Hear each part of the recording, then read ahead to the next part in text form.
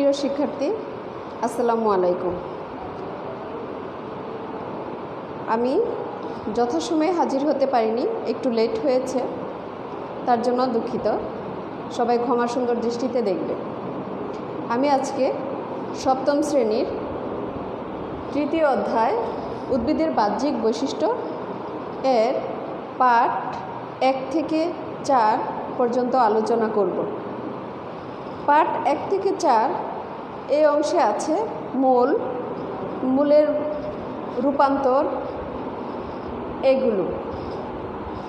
তো উদ্ভিদের বাহ্যিক বৈশিষ্ট্য আমি একটু দেখে নেই এটা হচ্ছে কিনা।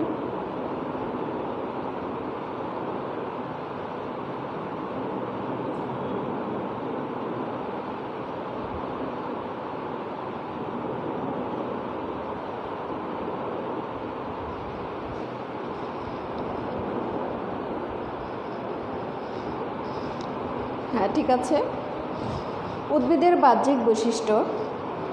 উদ্ভিদের বাহ্যিক বৈশিষ্ট্যের মধ্যে কি কি থাকে?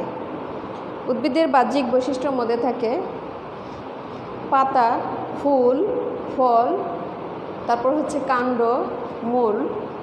এগুলোই উদ্ভিদের বাহ্যিক গঠন। এই বাহ্যিক গঠনের মধ্যে আমি আজকে মূল সম্পর্কে আলোচনা করব। মূল, এই মূল কি? মূল সাধারণত উদ্ভিদের মাটির নিচে অবস্থান করে, আর এই মূল উদ্ভিদকে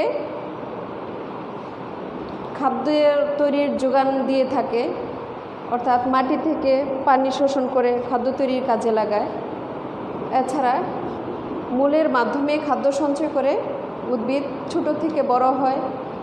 তারপরে এই উদ্ভিদের এই যে মূল বিভিন্ন কাজ করে থাকে। এই মূলের বিভিন্ন রকম প্রকারভেদ আছে, যেমন কোনোটা মূল হচ্ছে অনেকগুলো গুচ্ছাকৃতির, যেমন পেঁয়াজের মূলটা কেমন একদম গুচ্ছাকৃতির হয়ে থাকে।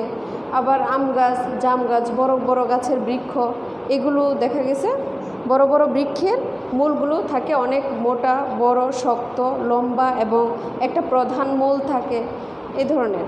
এখন এই মূল, আমি যে অংশটা আলোচনা করব সেটা হচ্ছে মূল কিভাবে রূপান্তরিত হয়ে থাকে, অর্থাৎ এই মূলগুলো যে বিভিন্ন ধরনের ক্ষেত্রে পরিবর্তিত হয়ে থাকে সেটা কি ধরনের হতে পারে। যেমন আকৃতিগত দিক থেকে মূলের 4 প্রকার মূল রয়েছে। যেমন আকৃতিগত দিক থেকে, যেমন অনুন্নত শ্রেণীর উদ্ভিদগুলোর ক্ষেত্রে আকৃতিগত দিক থেকে 4 প্রকার রয়েছে।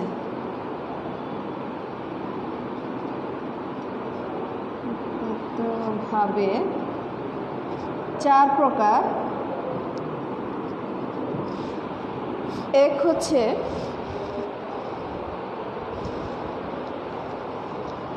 এখানে লিখি আমি, এক হচ্ছে মূলাকৃতির মূল।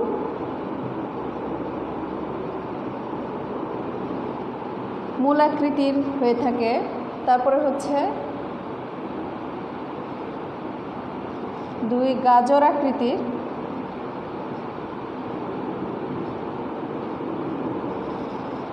তারপরে 3 হচ্ছে শালগম আকৃতির।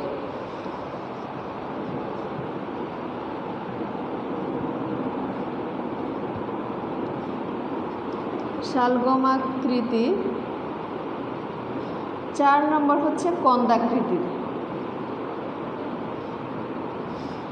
মূলগুলো দেখতে কেমন বা রূপান্তরিত মূল কেমন হয়ে থাকে?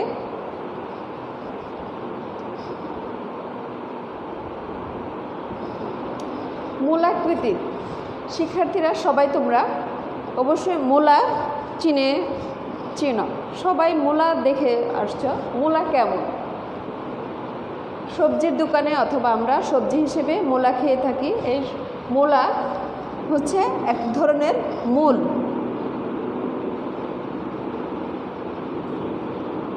এই অংশ থেকে, এটা হচ্ছে কাণ্ডের ক্ষুদ্র কাণ্ড, এখান থেকেই মূলত পাতা সৃষ্টি হয়ে থাকে।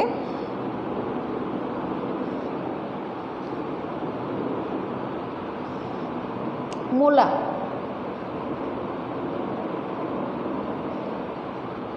এটা হচ্ছে এক ধরনের মূল যা আমরা সবজি হিসেবে খেয়ে থাকি।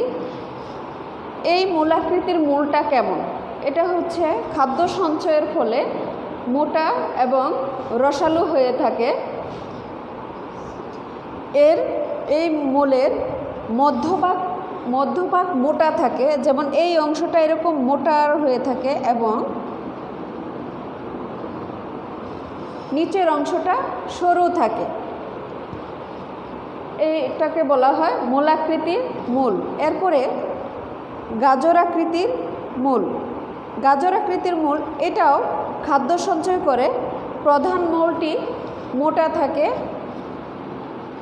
গাজরাকৃতির ক্ষেত্রেও একই রকম থাকে, তবে এই প্রধান অংশটা মোটা থাকে এবং নিম্ন প্রান্তটা সরু থাকে।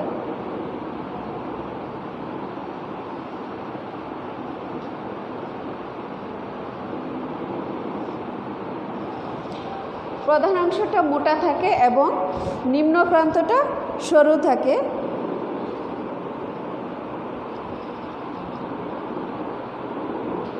এই মূলের উপরে যেমন গাজর হচ্ছে এই গাজর আকৃতির মূল। এরপরে হচ্ছে শালগম আকৃতির মূল। এই ক্ষেত্রে প্রধান মূলটি উপরের অংশে মোটা থাকবে।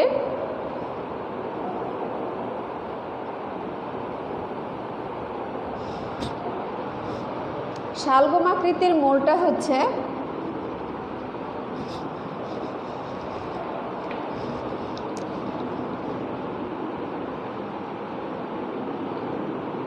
প্রধান অংশটি মোটা থাকবে এবং নিম্ন প্রান্ত হঠাৎ করে অনেকটা সরু হয়ে যায়, যেমন শালগম।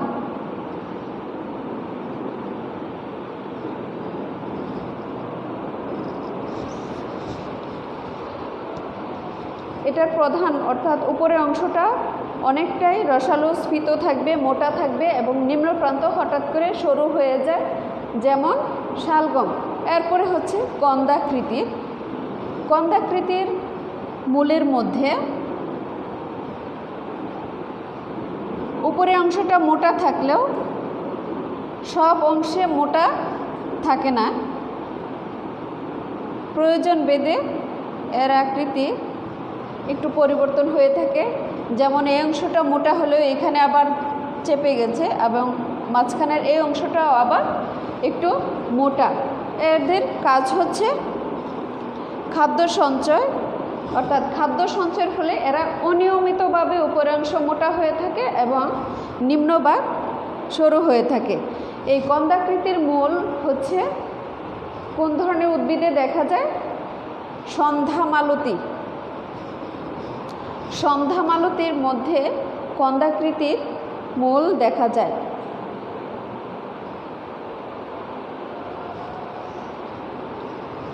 এরপরে রূপান্তরিত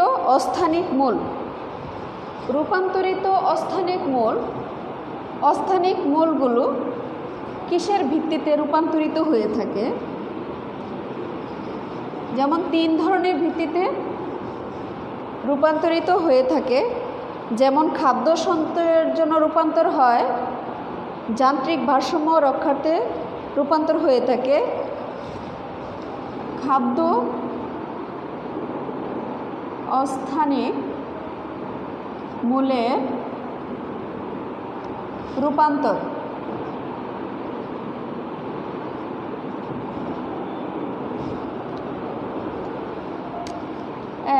খাদ্য সঞ্চয়ের ফলে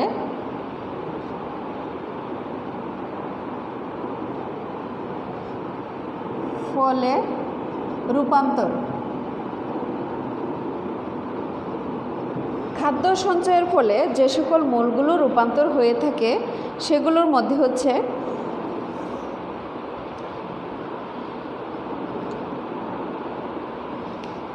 কন্দাল মূল,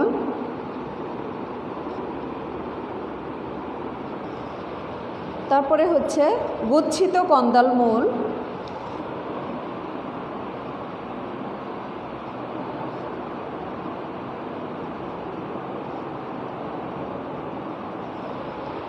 গুচ্ছিত কন্দাল মূল, নোডুলুস মূল,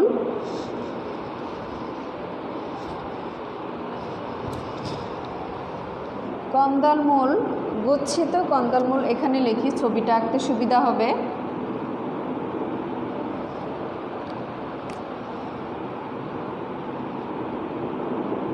গুচ্ছিত কন্দাল মূল, নোডুলুস মূল,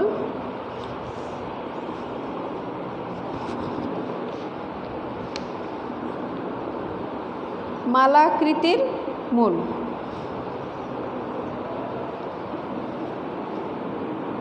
নোডুলুস মালাকৃতির, মালাকৃতি। কন্দাল মূল, কন্দাল মূল কেমন? কন্দাল মূল হচ্ছে অস্থানিক মূল, কখনো অনিয়মিতভাবে স্ফীত হয়, যেমন মিষ্টি আলু। আমি মাটির উপরের অংশটা আঁকছি না, যেমন এই অংশটা কাণ্ড থেকে যে মূলটা, কাণ্ডের নিচে যে মূল থাকে, এই মূল এটা অনেক সময় স্ফীত হয়ে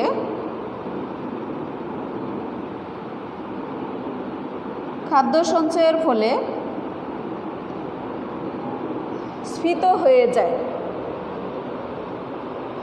যেমন মিষ্টি আলুর মূল খাদ্য সঞ্চয়ের ফলে এরকম হয়ে থাকে, এই মূলগুলোকে বলা হয় কন্দাল মূল। এরপরে আছে গুচ্ছিত কন্দাল মূল। গুচ্ছিত কন্দাল মূল এটাও অনেকটা কন্দাল মূলের মতোই।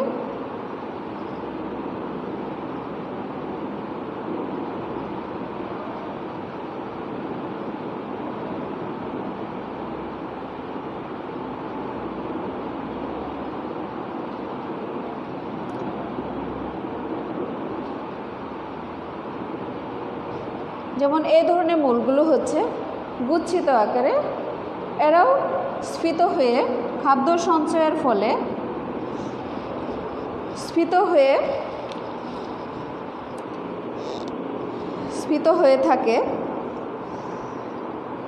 তবে এই স্ফীত মূলগুলো এক গুচ্ছে অবস্থান করে।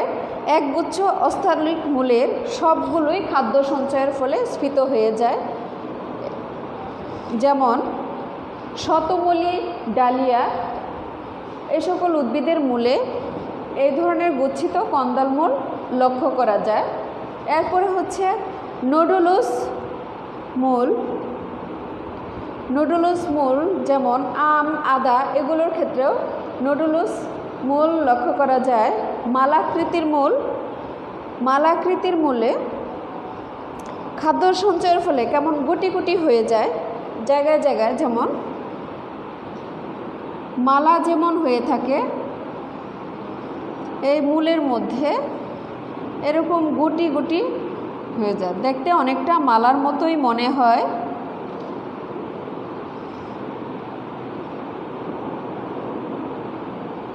এরকম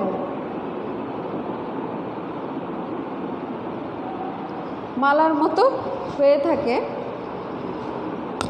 যখন কোনো অস্থানিক মূল পর্যায়ক্রমে স্ফীত এবং মাঝখানে সংকুচিত, একটু খেয়াল করো, এই অংশটা মালার মতো স্ফীত হয়ে গেছে, আবার ওই স্ফীত অংশের পরে সংকুচিত হয়ে গেছে, পুনরায় আবার স্ফীত হয়েছে, আবার সংকুচিত হয়েছে, অর্থাৎ দেখতে অনেকটা মালার মতো মনে হয়, সেজন্য এটাকে মালাকৃতির মূল বলা হয়। যেমন করলার মূলে এই ধরনের মূল লক্ষ্য করা যায়। সুমাইয়া আলম, তোমার কোনো প্রশ্ন থাকলে তুমি কমেন্টসের মাধ্যমে করতে পারো।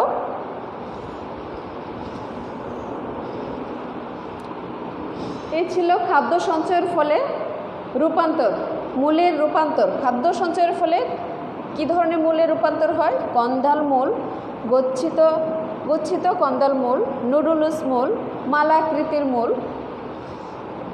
এরপরে যান্ত্রিক ভারসাম্য রক্ষার্থে মূলের রূপান্তর।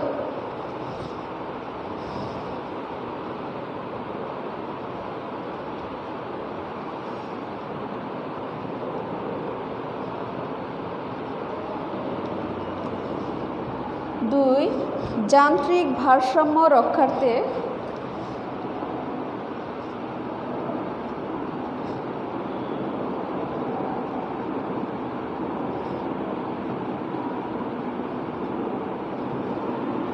রূপান্তর।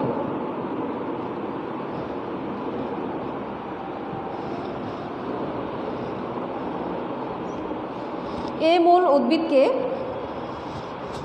যেমন মূল মাটির উপর খাড়াভাবে দাঁড়িয়ে, উদ্ভিদকে মাটির উপর খাড়াভাবে দাঁড়িয়ে থাকতে, আরোহণ করতে এবং পানিতে ভাসমান থাকতে সাহায্য করে। এজন্য অস্থানিক মূলের বিভিন্ন রকম রূপান্তর ঘটে থাকে, যেমন স্তম্ভমূল,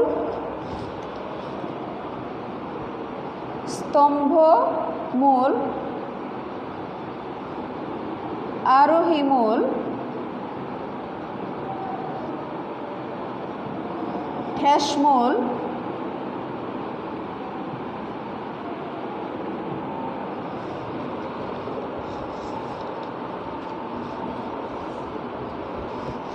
ইত্যাদি। স্তম্ভমূল কোনগুলো? এই ধরনের অস্থানিক মূল কাণ্ড বা শাখা হতে উৎপন্ন হয়। এরা খাড়াভাবে নিচের দিকে নামতে নামতে মাটির মধ্যে প্রবেশ করে, যেমন কাণ্ড থেকে হয়ে থাকে। বটগাছের অনেক বড় বড় বটগাছ যদি তোমরা দেখে থাকো, বটগাছের গোড়ার দিকে কাণ্ডের মধ্যে এরকম মূল বের হতে দেখা যায়, যেটা পরবর্তীতে বড় হয়ে আস্তে আস্তে মাটির সাথে যুক্ত হয়। এই মূল বৃদ্ধি পেয়ে কিছুটা মোটাও হয়। অনেকটা খেয়াল করলে দেখা যায় কাণ্ড যেরকম শক্ত হয়ে থাকে, এটাও, এই স্তম্ভমূলগুলো শক্ত হয়ে মাটির সাথে আটকে থাকে। আমি সম্পূর্ণ গাছটা আঁকিনি, জাস্ট দেখানোর জন্য যে স্তম্ভমূলগুলো কোনগুলো।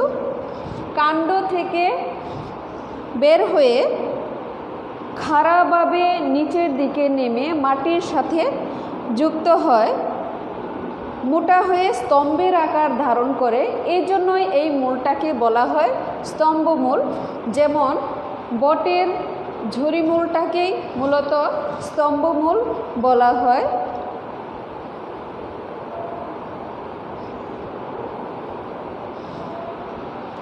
এরপরে হচ্ছে আরোহী মূল।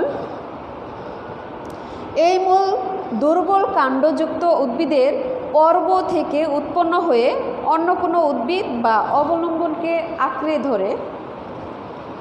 যেমন রোহিণী উদ্ভিদ, তোমরা বড় বড় কোনো তাল গাছ বা বট গাছের মধ্যে দেখবা এক ধরনের লতানো উদ্ভিদ। এছাড়াও আরও আছে, যেমন পান গাছ। পান গাছকেও কোনো বড় গাছের মধ্যে যদি আটকে রাখা হয়, সেখানেও তার কাণ্ডের পর্ব থেকে,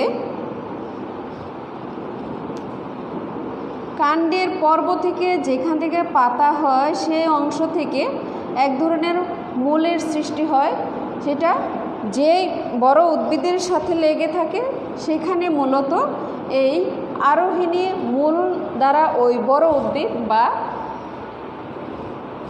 আঁকড়ে ধরার মতো কোনো বস্তুর সাথে আটকে থাকে এবং উপরের দিকে উঠতে সহায়তা করে। বিশেষ করে লতানো উদ্ভিদগুলো বড় কোনো শক্ত কাণ্ড বা বড় কোনো গাছের সাথে এই আরোহী মূলের মাধ্যমেই আটকে থাকে এবং উপরের দিকে উঠতে সহজ হয়। যেমন পান গাছ, এরপরে হচ্ছে পানের কথা তো বললাম, তারপরে হচ্ছে কি রোহিণী উদ্ভিদ, এরকম আরও অনেক লতানো উদ্ভিদ রয়েছে যেগুলো আরোহী মূলের মাধ্যমে উপরের দিকে উঠে থাকে। এরপরে হচ্ছে ঠেসমূল। ঠেস দিয়ে আঁকড়ে থাকা বা ঠেস দিয়ে উদ্ভিদকে রক্ষা করা, এটাই ঠেস মানে কি? তির্যকভাবে মাটির সাথে লেগে থাকে। অর্থাৎ কোনো উদ্ভিদের কাণ্ডটাকে শক্তভাবে দাঁড়িয়ে থাকার জন্য কাণ্ডের গোড়ার দিকে এক ধরনের মূল তির্যকভাবে মাটির সাথে লেগে থাকে, ওই যে মূলটা তির্যকভাবে মাটির সাথে লেগে থাকে ওই মূলটিকে বলা হয় ঠ্যাস মূল। তোমরা মাত্র ক্লাস 7-এ পড়ো, সপ্তম শ্রেণীর শিক্ষার্থী। কেউ হয়তো বা তোমাদের অনেকেই কক্সবাজার কি সেন্ট মার্টিন গিয়েছো, সেখানে কেয়া বন দেখতে পারো। যারা কেয়া বন দেখেছো, কেয়া গাছের গোড়ার দিকে, গাছটা আমি একটু বলে নিই যে আগ গাছ কম বেশি সবাই দেখেছো, আগ গাছের মতোই অনেকটা। ওই গাছের গোড়ার দিকে লক্ষ্য করলে দেখা যায় যে এরকম একটা ছোট ছোট খুঁটির মতো তির্যকভাবে গাছটাকে দাঁড়িয়ে থাকতে সাহায্য করে এবং মাটির সাথে ওই অংশটা লেগে আছে। এই মূলের উৎপত্তি হচ্ছে উদ্ভিদের সেই কাণ্ডের কোনো এক পর্ব থেকে এবং মাটির সাথে তির্যকভাবে লেগে আছে। এই জন্যই এই মূলটাকে মূলত ঠ্যাস মূল বলা হয়।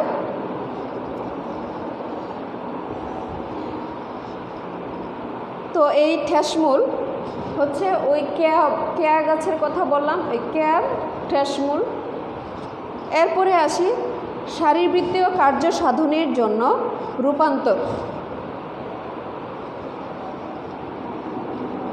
যান্ত্রিক ভারসাম্য রক্ষার্থে রূপান্তরে স্তম্ভমূল, আরোহী মূল, ঠ্যাস মূল। শারীরবৃত্তীয় কার্য সম্পাদনের জন্য মূলের যে রূপান্তর হয়ে থাকে,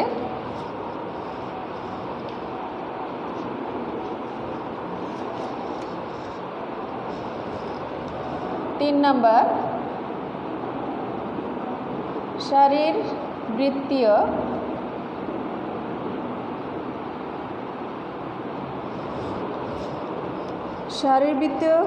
কার্য সাধনের জন্য রূপান্তর।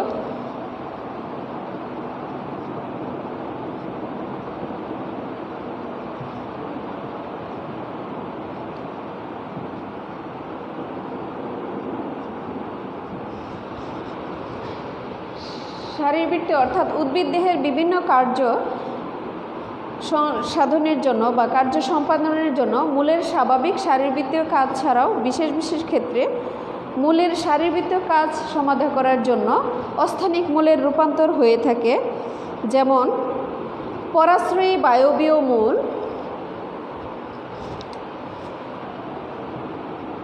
পরাশ্রয়ী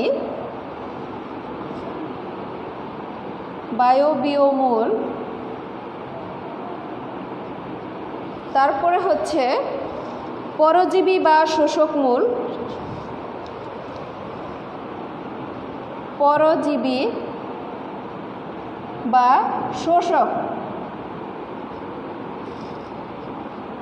শোষক মূল। এরপরে হচ্ছে শ্বাসমূল,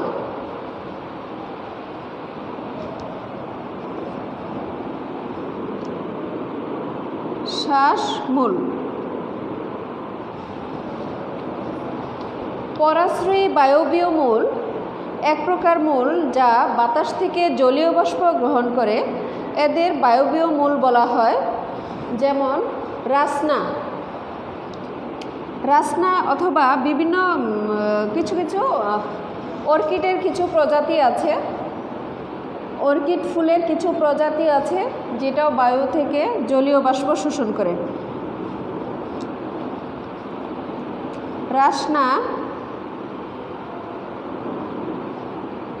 রাসনাও হতে পারে, যেমন কোনো কাঠ বা কোনো খড় জাতীয় কোনো কিছুতে এই রাসনা অথবা অর্কিড যদি রেখে ঝুলিয়ে দেওয়া হয়, সেখানে হয়তো দেখা গেছে পানির কিছু স্প্রে করা হয়। পানির স্প্রে করলে তখন বায়ু থেকে এই পরাশ্রয়ী বায়বীয় মূল বায়ু থেকে জলীয় বাষ্প শোষণ করে থাকে। এই জন্যই ওই উদ্ভিদগুলোর বা রাসনা বা অর্কিডের কিছু প্রজাতির মূলগুলোকে পরাশ্রয়ী বায়বীয় মূল বলা হয়ে থাকে। এছাড়াও আছে পরজীবী বা শোষক মূল। পরজীবী উদ্ভিদে ক্লোরোফিল থাকে না, তাই যেহেতু পরজীবী পরজীবী উদ্ভিদ অন্য একটা উদ্ভিদের উপর জীবিকা নির্বাহ করে জীবন ধারণ করে থাকে, সেহেতু পরজীবী উদ্ভিদে কোনো ক্লোরোফিল থাকে না। ওই সকল উদ্ভিদগুলো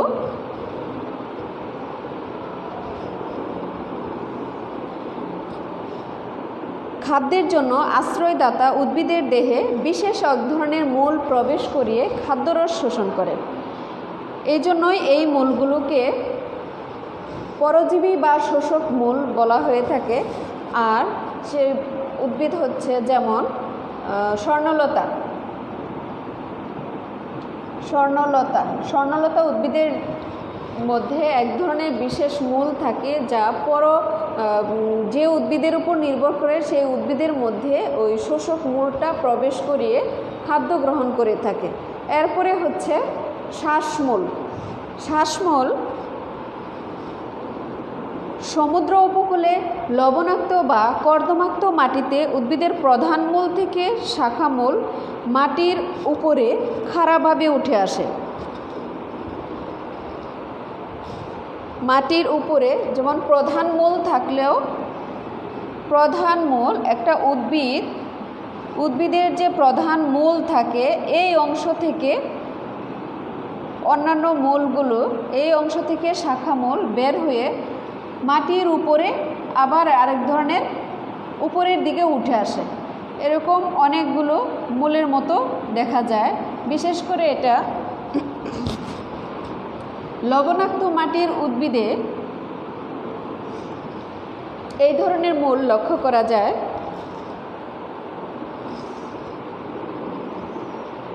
আর এই প্রকার মূলে এই সকল মূলের মধ্যে ছোট ছোট ছিদ্র থাকে। এই ধরনের রূপান্তরিত মূলকে শ্বাসমূল বা নিউমাটোফোর বলে। শ্বাসমূলের আরেক নাম হচ্ছে নিউমাটোফোর, অর্থাৎ যেহেতু নিম্নভাগ থেকে উপরের দিকে উঠে আসে সেই জন্য নিউমাটোফোর।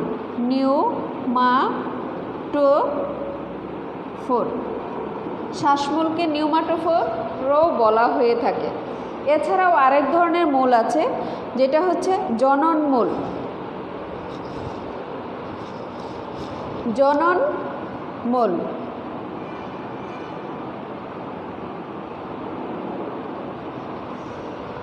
জননমূল কি? কোনো উদ্ভিদের মূল প্রজননে অংশগ্রহণ করে থাকে। আর যে সকল মূলগুলো প্রজননে অংশগ্রহণ করে থাকে তাদেরকে জননমূল বলা হয়ে থাকে। যেমন মিষ্টি আলু, পটল, কাঁকরোল,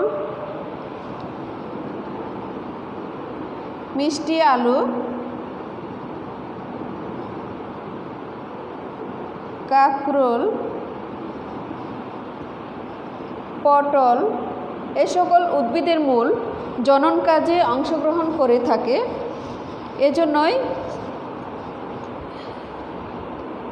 এই উদ্ভিদের মূলগুলোকে জননমূল বলা হয়ে থাকে। প্রিয় শিক্ষার্থী, আমি বলেছিলাম আজকে পাঠ 1 থেকে 4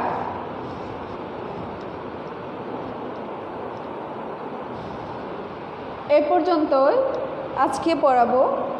দ্বিতীয় ক্লাসে আমি বাকি অংশটুকু শেষ করে দিব। তো প্রিয় শিক্ষার্থী, আজকে এই পর্যন্তই। তোমরা অবশ্যই ভালোভাবে পড়াশোনা করবে আর লাইভ ক্লাসটুকু দেখবে, এবং এই লাইভ ক্লাস তোমরা যারা দেখছো তারা তোমাদের সহপাঠীদের সহযোগিতা করার জন্য অবশ্যই শেয়ার করে দিবে। আজকে এই পর্যন্তই। সবাই ভালো থেকো। আসসালামু আলাইকুম। আল্লাহ হাফিজ।